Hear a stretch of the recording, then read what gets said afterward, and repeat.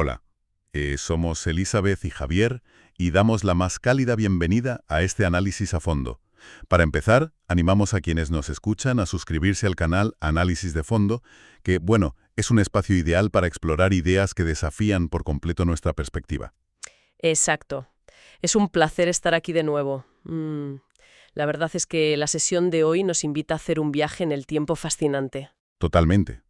O sea, podemos cerrar los ojos e imaginar la Europa de mediados del siglo XIX. Es la era del acero, ¿no? Del carbón. La revolución industrial en su máximo esplendor. La máquina de vapor rugiendo a toda potencia por todas partes. Eso es. Las grandes capitales celebraban lo que parecía el triunfo absoluto de la ciencia materialista y la lógica matemática. Y sin embargo, Aquí viene la contradicción. claro, en medio de esa obsesión tremenda por el progreso industrial, resulta que la alta sociedad desarrolló una fascinación paralela y casi obsesiva por comunicarse con el más allá. Una locura, si lo pensamos bien. Es de locos. Así que hoy nos sumergimos en una obra que nació justo en esa encrucijada y que transformó el panorama espiritual de su época. El Libro de los Espíritus, de Allan Kardec. Un libro fundamental. Y la misión en esta sesión es desentrañar cómo este texto abordó conceptos tan profundos como la inmortalidad del alma y las leyes morales, aplicando, sorprendentemente, una mentalidad empírica. Bueno, es que es una ironía histórica maravillosa. A ver, para entender verdaderamente el peso de esta obra hay que visualizar el escenario, ¿no? No brotó en un monasterio aislado en las montañas. ¿Qué va? Surgió en el epicentro intelectual de la época. En París. Hablamos de una ciudad donde la burguesía y la aristocracia organizaban veladas nocturnas no solo para escuchar música o charlar. No. Iban a participar en la moda de las llamadas mesas giratorias. Exacto. Grupos de personas con frac, mujeres con vestidos de seda, sentándose alrededor de mesas de madera esperando a que el mueble cobrara vida. Que diera saltos. O que respondiera a preguntas mediante golpes en el suelo. Claro. Visto desde nuestra perspectiva actual, suena a truco de feria o a un simple juego exótico de salón. Totalmente. De hecho, la inmensa mayoría de los académicos de la época lo veía exactamente así, como un pasatiempo absurdo para mentes muy aburridas. Ya. Y lo curioso es que entre esos académicos escépticos se encontraba un hombre llamado Denisard Rivail. Que es quien más tarde adoptaría el seudónimo de Allan Kardec, claro. Ese mismo. Y, a ver, Rivail no era un místico. Para nada. Era un prestigioso educador francés, un hombre de ciencia, discípulo del célebre pedagogo suizo Johann Heinrich Pestalozzi. Un hombre súper racional. Dedicaba su vida entera a la razón, o sea, publicando manuales de gramática, de aritmética, de anatomía. Y cuando le hablaron por primera vez de estas mesas parlantes, su reacción inicial fue de un escepticismo cortante. Lógico. Llegó a decir algo así como que solo lo creería el día que le demostraran que una mesa de madera tenía cerebro para pensar y nervios para sentir. Ostras, una respuesta que cualquiera de nosotros firmaría hoy en día sin dudarlo. Claro que sí. Pero lo realmente fascinante de la historia de este hombre es el giro que dio su mentalidad, porque cuando en 1855 decidió finalmente asistir a una de estas sesiones, no lo hizo buscando confirmar una creencia religiosa. Ni buscando magia ni nada sobrenatural. Exacto. Fue con la libreta en la mano, dispuesto a aplicar el método experimental puro y duro. Quería observar el fenómeno, analizar los datos y buscar la causa subyacente. Y el texto que estamos analizando hace una defensa brillante de esa postura investigativa, la verdad. Compara el fenómeno con otros grandes descubrimientos científicos de la historia. Nos recuerda que, históricamente, la ciencia suele rechazar de inicio lo que no encaja en sus paradigmas. Ajá. Por ejemplo, menciona el caso de Benjamin Franklin y la invención del pararrayos. Que al principio nadie se lo tomaba en serio. Para nada. O los experimentos de Luigi Galvani. Ah, claro, lo de la electricidad y los animales. Exacto.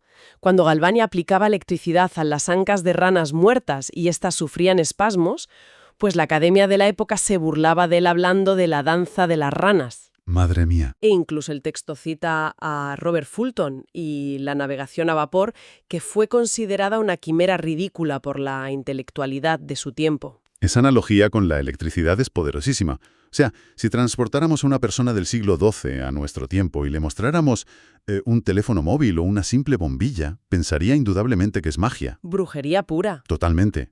Y lo pensaría sencillamente porque desconoce las leyes físicas del electromagnetismo. Lo que Ribáil propuso es que estos fenómenos llamados espirituales o sobrenaturales no tenían en realidad nada de sobrenatural. Claro, esa es la clave. Simplemente operaban bajo leyes de la naturaleza que la ciencia humana aún no había logrado cartografiar. Y ese enfoque tan desprovisto de superstición fue el motor que impulsó la creación de un método riguroso. Un método que culminó en una fecha que marca un antes y un después, el 18 de abril de 1857. Una fecha histórica. Sí, ese día, con la publicación de El Libro de los Espíritus, se inicia formalmente lo que conocemos como la era espírita. Y hay un detalle lingüístico en ese punto que, bueno, merece la pena detenerse a explicar. Kardec no inventó el fenómeno de la mediumnidad, No, claro que no. ni tampoco la idea de que hay vida después de la muerte. Eso es antiquísimo. Pero sí tuvo que inventar una palabra nueva para estructurar este conocimiento empírico. Acuñó la palabra espiritismo.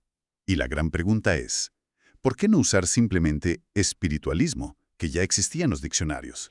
Pues será por una necesidad imperiosa de claridad. A ver, el espiritualismo era un término paraguas enorme. Básicamente definía a cualquier persona que creyera que el universo es algo más que solo materia ciega. Ya, o sea que cualquiera que creyera en el alma ya era espiritualista. Y específico para definir esta nueva doctrina que estaba basada no en la fe ciega, sino en el estudio de las relaciones entre el mundo material y los espíritus a través de un método. De ahí nacieron las palabras espírita y espiritismo. Pues adentrémonos en ese método, porque el cómo se hizo este libro es casi tan interesante como el qué dice en sus páginas. Kardec no se sentó una tarde en su casa a escribir lo que le dictaba una voz en su cabeza, no.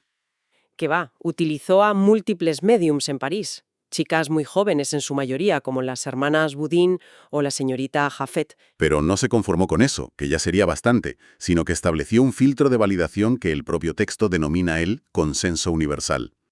Que es fascinante. El consenso universal es la piedra angular de su metodología. O sea, una especie de revisión por pares adelantada a su tiempo.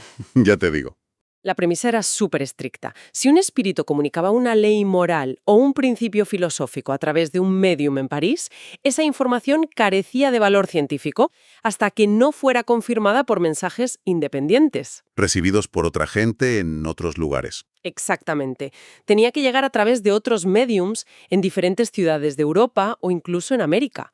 Kardec preparaba listas con cientos de preguntas sobre el origen del universo, la psicología humana, la naturaleza de Dios, y luego comparaba meticulosamente las respuestas que llegaban de distintas partes del mundo. Claro, pero al leer esto surge una duda muy lógica. Es la gran objeción que cualquiera pondría sobre la mesa al instante. ¿Cómo garantizaba Kardec que esas respuestas no provenían simplemente de la mente de las propias médiums? O del inconsciente colectivo de la sala, claro. Exacto, o de la mente de los que estaban en la habitación.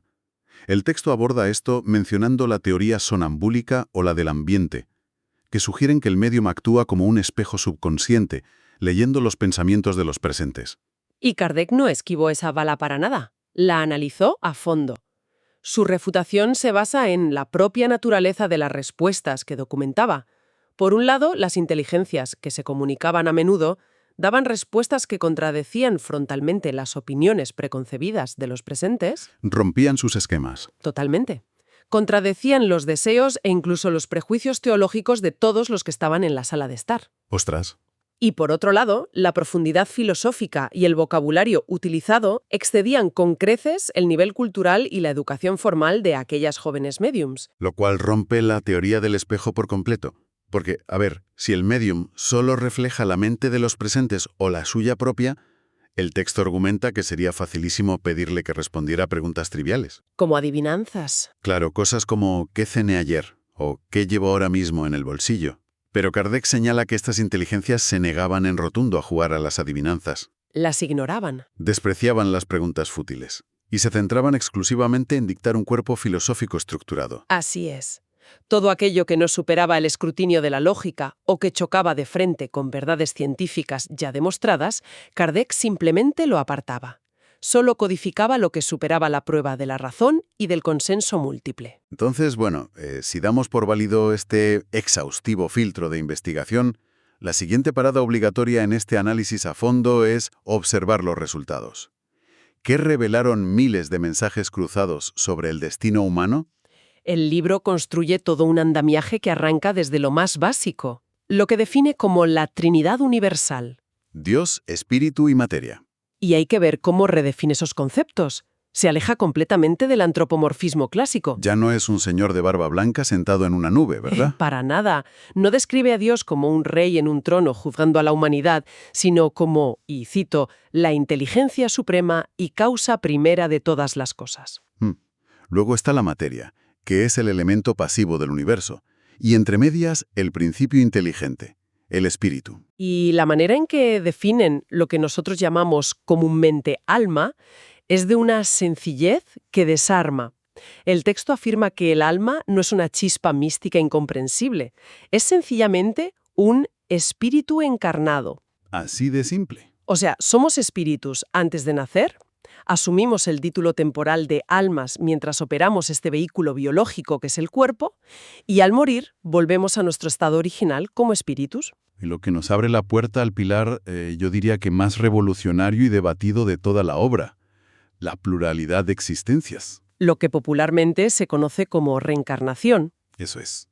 Ahora bien, Kardec le da un enfoque radicalmente distinto al que se tenía hasta entonces en Occidente, porque desvincula la reencarnación de cualquier idea de castigo vengativo. Claro, y para que la audiencia no se pierda con los matices, el texto rechaza por completo conceptos antiguos como la metempsicosis, es decir, esa idea tradicional de que si un ser humano se comportaba de forma atroz, su castigo era retroceder en la escala evolutiva y reencarnar en un animal, ¿verdad? Exactamente. El texto rechaza eso de plano.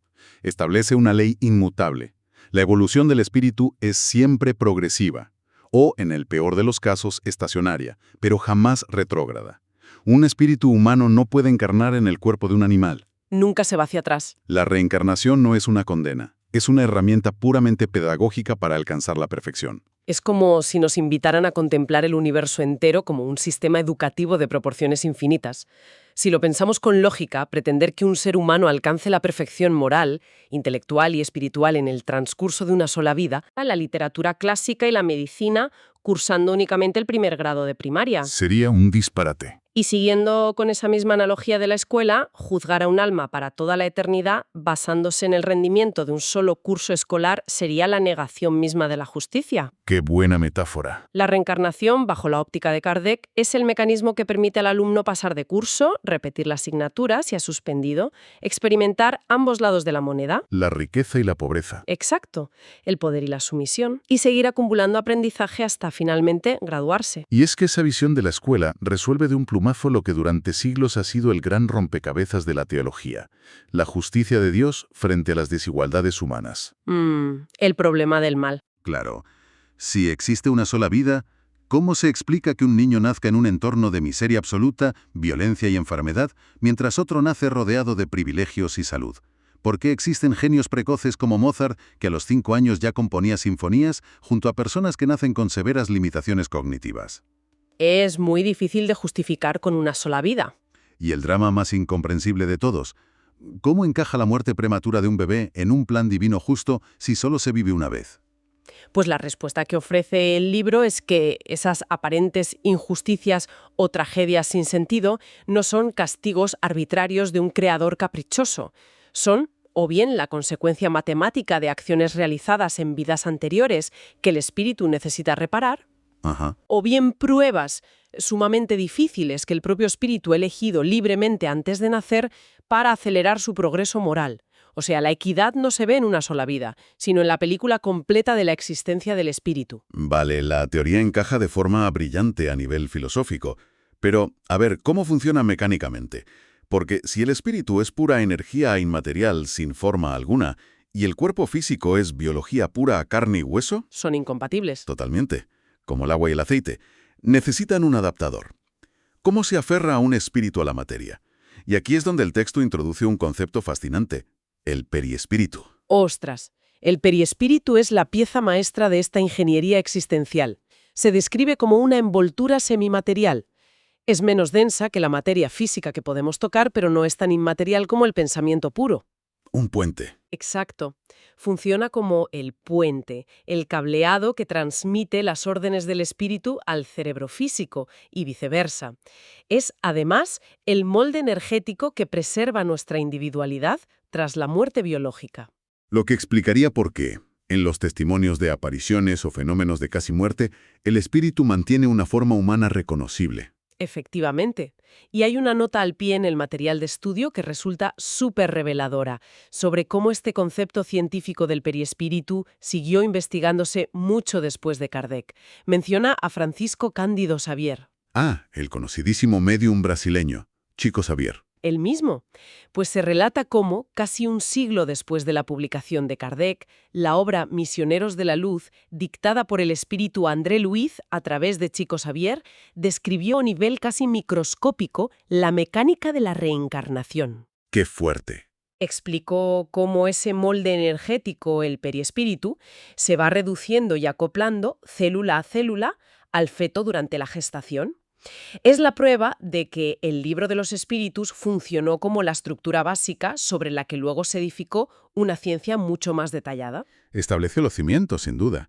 Pero claro, toda esta mecánica fascinante del periespíritu y las vidas múltiples nos empuja irremediablemente a la gran pregunta final.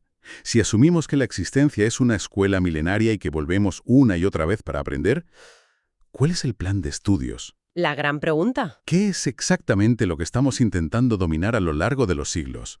Y esa pregunta nos lleva de lleno al corazón de esta exploración exhaustiva, las leyes morales expuestas en la tercera parte del libro. Donde la cosa se pone práctica. Aquí es donde la doctrina deja de ser pura metafísica y pisa el terreno de la ética diaria. Y fíjate, es curioso notar que cuando Kardec preguntó a estas inteligencias cuál era el modelo más perfecto que Dios había ofrecido a la humanidad para guiar su evolución, la respuesta fue súper contundente. Ved a Jesús. Pero lo hicieron con un matiz crucial. Muy importante.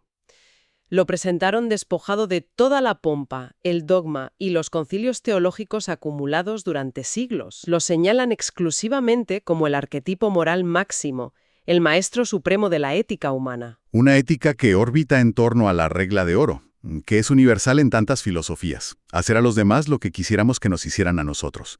Pero es que el texto va más allá y establece una dicotomía brutal y clarísima para medir nuestra evolución. A ver. Por un lado, señala al egoísmo como el cáncer del alma, la fuente original de todas las guerras, vicios y corrupciones de la sociedad.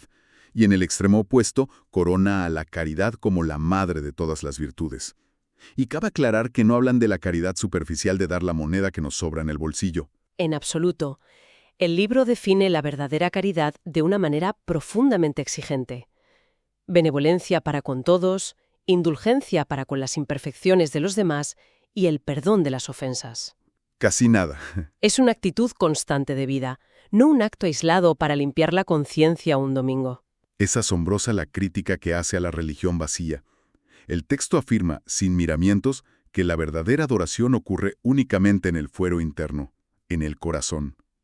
Critica duramente las mortificaciones voluntarias. Sí, y el ascetismo de quienes se aíslan en una cueva a pasar hambre creyendo que eso agrada a Dios. Argumenta que privarse de comodidades o sufrir dolores físicos no tiene el menor mérito espiritual si ese sufrimiento no se traduce en un beneficio directo para aliviar el dolor del prójimo. Claro. El sufrimiento egoísta es inútil. Solo el sacrificio por los demás tiene verdadero valor.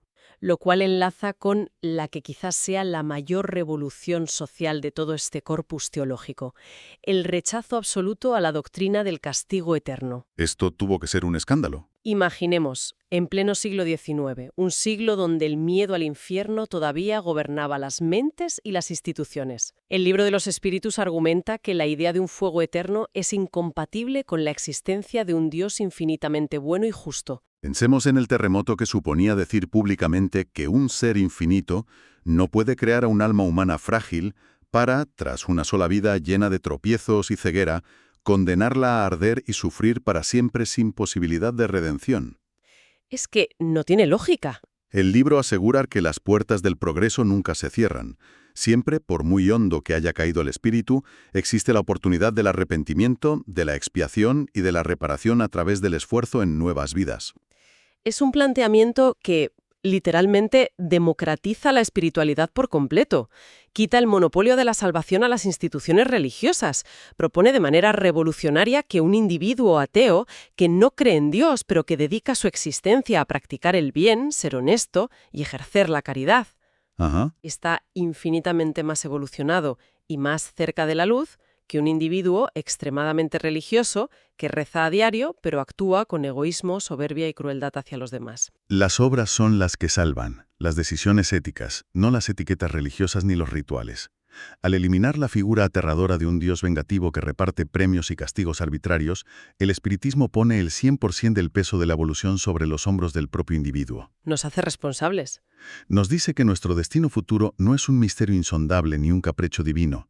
Es simplemente la cosecha matemática e inevitable de lo que estamos sembrando hoy con cada pensamiento y cada acción. Otorga un marco que resulta profundamente consolador, por ejemplo, ante la pérdida de un ser querido, porque asegura que los lazos de amor verdadero nunca se rompen con la muerte física. Qué bonito eso. Aporta lógica frente a las injusticias sociales, al explicar el propósito del sufrimiento, pero sobre todo, como bien dices, impone una inmensa responsabilidad personal.